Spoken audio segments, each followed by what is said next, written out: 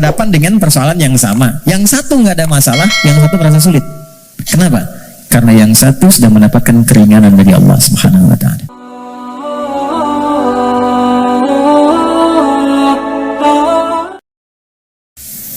Ternyata harta itu bukan sekedar kenikmatan yang menjadikan kita nyaman dalam menjalani kehidupan dunia, bukan semua fasilitas dunia, bukan.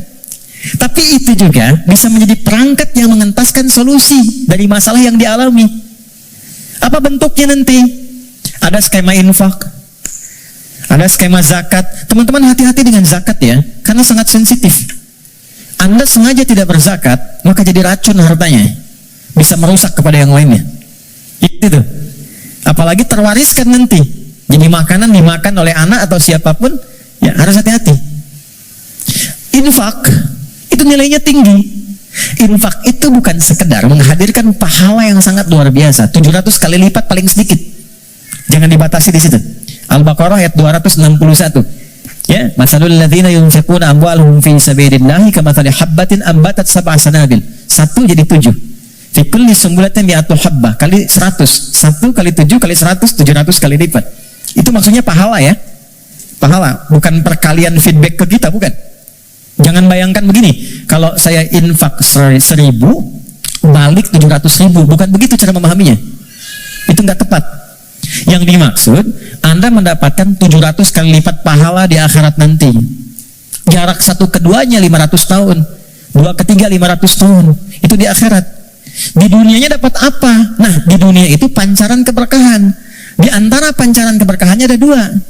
1, memberikan tambahan barakah kepada Anda yang nilainya lebih daripada apa yang Anda berikan, minimal 10 kali lipat. Misal, dijaga dari sakit yang kalau berobat nilainya sekian, dijaga dari musibah yang kalau dialami keluarnya mesti sekian. Itu. Yang kedua, ini yang paling menarik, infak dengan harta itu kalau diniatkan sesuai dengan keinginan yang kita mohonkan pada Allah, itu bisa mengentaskan persoalan yang sedang dialami. Itulah wasilah tawassul dengan harta. Rumusnya Quran surah ke-5 ayat 35. Saya pakai Quran, jadi nggak bisa dibantah. Ya ayyuhalladzina amanu taqullah. Hai orang-orang beriman, tingkatkan takwamu kepada Allah, wabtaghu ilaihil wasilah, dan cari wasilah dalam rangka menunaikan takwa itu. Apa wasilah diantaranya? Bisa menggunakan harta. Harta. Yuk, saya kisahkan dengan singkat, cepat sekali. Kalau mau infak, coba yang pertama, ini nasihat saya dari Quran. Orang pertama yang kita tuju kalau ingin berikan infak, orang tua. Siapa? Orang tua. Berikan yang terbaik yang mampu kita persembahkan. Itu ada di Quran surah kedua ayat 215. Yas'alunaka madza yunfiqun. Mereka banyak berkonsultasi, bertanya pada Muhammad, apa yang harus diberikan kalau pengen infak? Dijawab oleh Quran dengan 2 jawaban. Qul ma anfaqtum min khair. Katakan kalau ingin infak, kaidah pertama yang terbaik.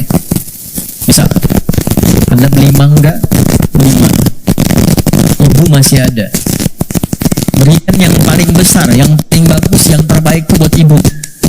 Kalau mau dibagi, contoh aja.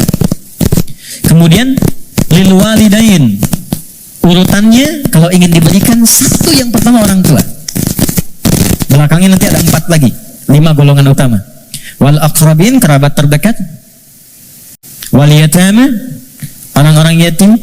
Wal masakin, orang-orang miskin. Wabnis sabil, orang yang kesulitan di perjalanan. Tapi yang pertama orang tua. Jadi teman-teman, kalau orang tua masih hidup, apa yang bisa dipersembahkan walau tidak diminta? Sedang ada masalah misalnya kan, mohon kebaikan pada Allah, bikin makanan datang pada orang tua, minta doanya.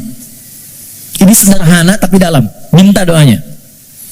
Ada kitab namanya Al-Adabul Mufrad karya Al-Imam Al-Bukhari. Dikisahkan seorang berkonsultasi pada Ibnu Abbas radhiyallahu taala anhuma, pengen taubat, dosanya banyak. Apa jawab Ibnu Abbas? Ibu masih ada nggak? Ada katanya. Udah, pulang aja, berbakti pada ibumu, sayangi ibumu, buat beliau merasa senang terus. Nanya lagi orang ini, kenapa mesti ibu?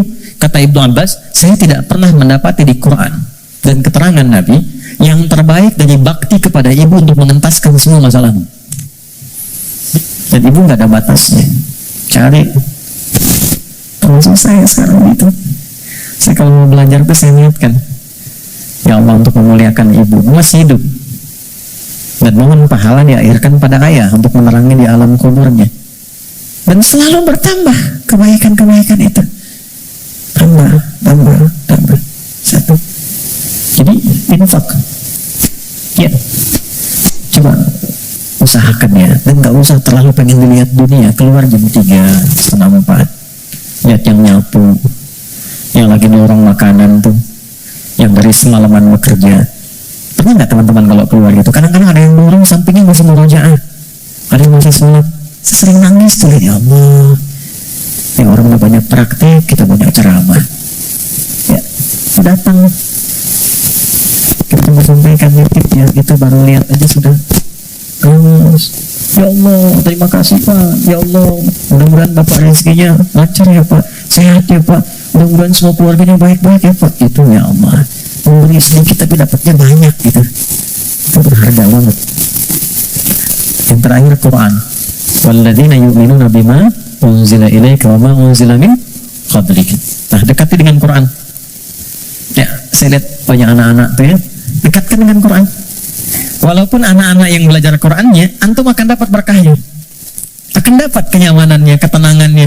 Coba tuh, yang di RKM tuh, ya, yang meluangkan waktu dan sebagainya. Memang awalnya lelah, capek, tapi ketika nggak ada libur, ada yang hilang tuh. Nanti ada kenyamanan, ketenangan, kebahagiaan, apalagi pas wisuda dan sebagainya. Tapi yang paling ingin saya sampaikan, ini sudah nyata. Kalau Quran sudah ada di lingkungan kehidupan, maka rumahnya jadi cahaya, ketenangan akan datang. Saya pernah diminta kedutaan Saudi 2018 untuk menjadi Amirul Hajj, berangkat mimpin rombongan. Saya kira siapa, hampir 500 orang, 2/3-nya anak-anak kecil penghafal Quran. Ternyata yang digendong bapaknya, ibunya, temannya, gurunya. Yang hafal Quran anaknya, bapak ibu yang nabung bertahun-tahun, puluhan tahun, nggak keluar itu dan kuota nggak dapat, itu berkahnya lewat anaknya. Ada di Jakarta itu di Kemang, sebut nama lah, ada Fitra namanya. Orang mengatakan terbatas, bicara lambat, pergerakan, nggak bisa jalan yang normal begitu, tapi dia menghafal Quran setoran. Kenapa? Berapa ya? Yang paling menarik, Allah titipkan dapat hadiah umrah, berangkat dengan ibunya. Ibu udah nabung lah segala rupa, nggak punya biaya. Demi Allah, sampai di Madinah, sampai di Mekah, dari sejak Madinah sampai tawaf di Ka'bah itu di Mekah, ibunya gendong anaknya. Padahal sudah kami kirimkan santri dan juga mutawif untuk gendong itu, ibunya nolak, enggak. Ibu kan yang mengandungnya, udah bawa dia, kenapa sekarang masih digendong juga? Justru saya bersyukur kepada Allah dengan adanya fitrah ini, dialah yang telah membawa saya ke sini. Maka biarkan saya menggendongnya sebagai syukur saya kepada Allah. Ya. Jadi jangan melihat anak-anak punya kekurangan. Gak ada, anak itu semua istimewa. Jangan lihat fisiknya, jangan lihat perilakunya. Ada keistimewaan yang Allah titipkan di dalamnya. Boleh jadi keberkahan itu di anak Anda, solusi itu di anak Anda. Bukankah Anda kadang punya masalah lihat anak jadi tenang lagi? Pulang dari kantor lihat anak merajaah, anak menunggu, anak memanggil, Anda ceria lagi.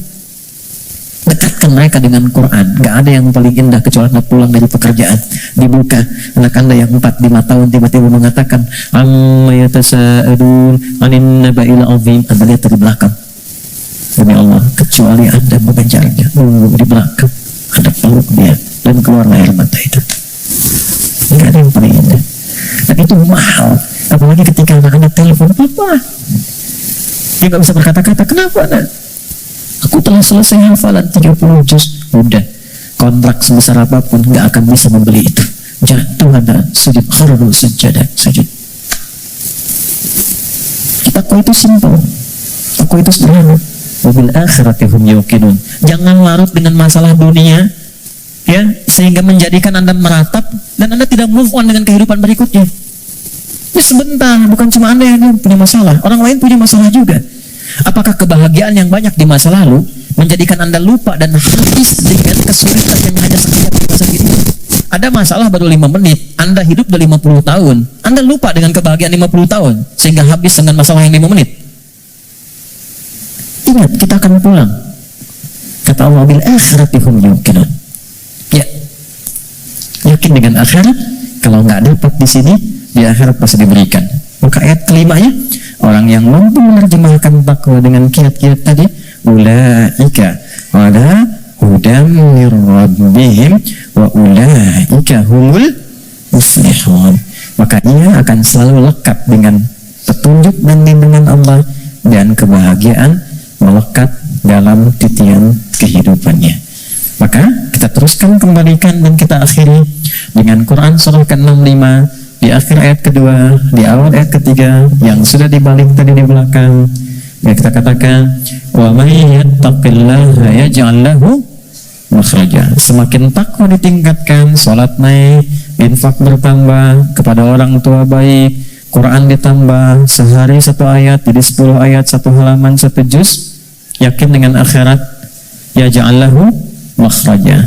Terakhir, wa yarzuqhu min haitsu la yahtasib. Bahkan nanti pada titik tertinggi, rezeki pun Allah antarkan tanpa sulit dia mencarinya, sekejap datang. Saya tutup, wa may yattaqillaha yaj'al lahu min amrihi yusra. Kalau sudah semakin tinggi takwanya, maka diringankan semua ujian hidupnya. Bukan gak punya masalah. Ingat, bukan gak punya masalah, tapi setiap akan dialami, diringankan dulu sehingga dia merasa seakan tak ada masalah. Padahal dia menghadapi hal yang sama.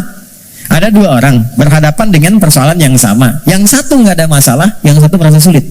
Kenapa? Karena yang satu sudah mendapatkan keringanan dari Allah Subhanahu wa Ta'ala.